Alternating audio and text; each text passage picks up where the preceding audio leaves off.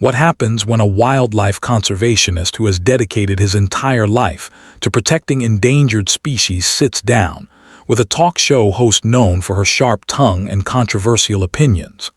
Well, you are about to witness one of the most explosive clashes in daytime television history.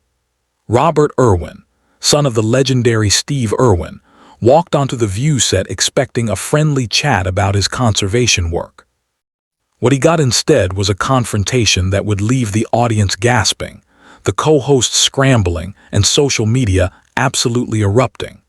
Before we get into this incredible story, make sure you hit that subscribe button and drop a comment below telling me whose side you are on in this debate, because trust me, you are going to have strong feelings about what went down.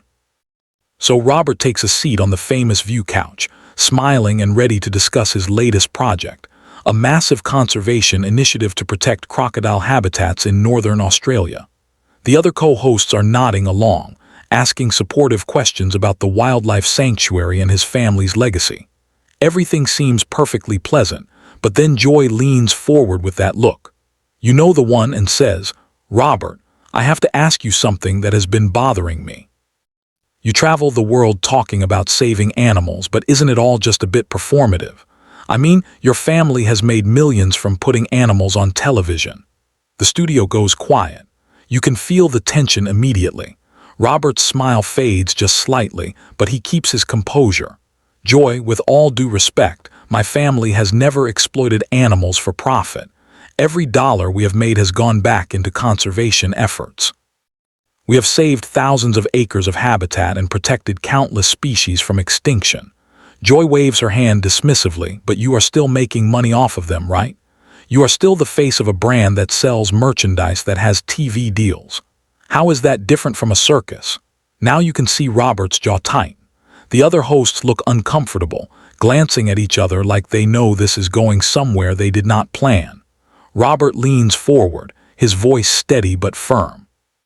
"A circus keeps animals in cages for entertainment. We rehabilitate injured wildlife. We educate millions of people about conservation, and we fight every single day against habitat destruction and poaching. If you cannot see the difference, then I question whether you have actually looked into what we do." Joy laughs, but it is not a friendly laugh. "Oh, I have looked into it. I have seen the TV shows, the photo ops with cute animals. It all looks very nice. But where is the real impact? Because from where I am sitting, it looks like you have built a career on your father's name." The audience gasps.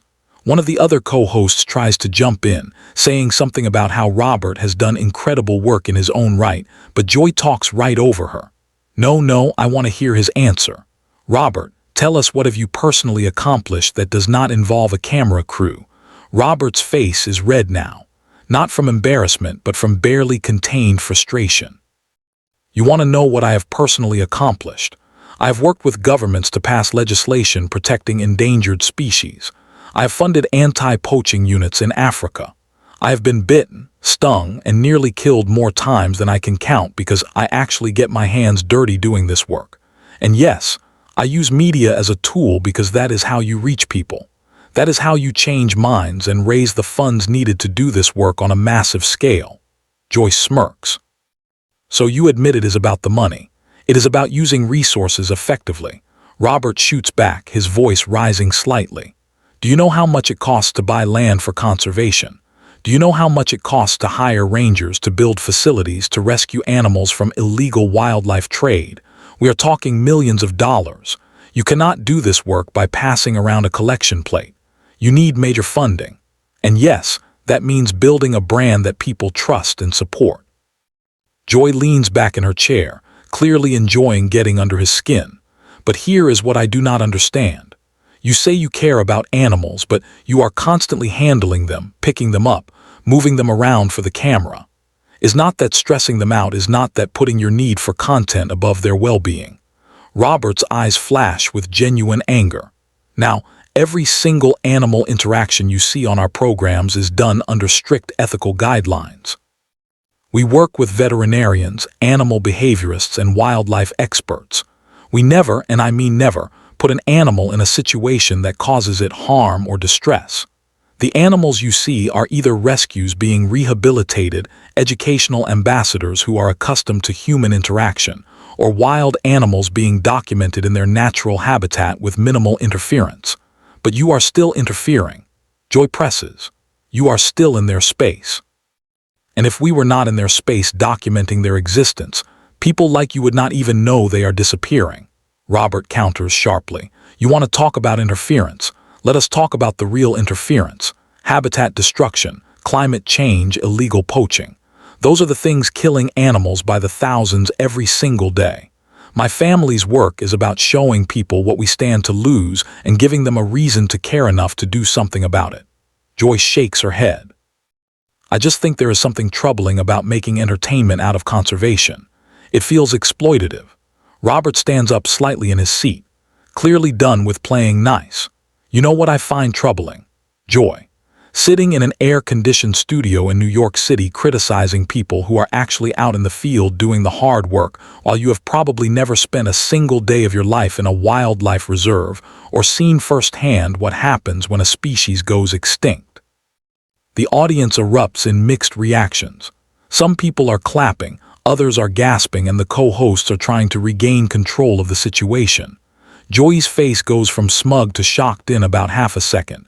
She clearly did not expect Robert to come back at her that hard. One of the other co-hosts tries to step in, saying they should take a breath and reset the conversation. But Joy is not having it. She sits up straighter, her voice getting sharper. Excuse me, but I have been an advocate for plenty of causes. You do not get to come on this show and tell me I have not done anything meaningful. Robert does not back down an inch. I am not saying you have not advocated for causes. I am saying you are sitting here attacking someone who has dedicated their entire existence to conservation work, and you are doing it from a position of complete comfort. You have never had to pull a snake hook out of your bag at 3:00 in the morning to rescue a python from a flooded area. You have never had to explain to community why protecting a crocodile habitat matters more than developing it for profit. You have never held a dying animal in your hands and known that if you do not raise enough money, dozens more will die just like it. The studio is electric now. You can hear people murmuring, some nodding in agreement, others looking scandalized. Joy tries to laugh it off. Well, we cannot all be crocodile hunters. Robert, my father, was not a hunter. He was a conservationist, Robert snaps. And you can hear the emotion creeping into his voice now. And using that term shows exactly how little you understand about what he stood for and what I stand for. Hunters kill for sport or trophy. We dedicate our lives to keeping animals alive. There is a massive difference, and the fact that you just used that word tells me everything I need to know about how seriously you have taken this conversation. Joy's co-hosts are exchanging woe.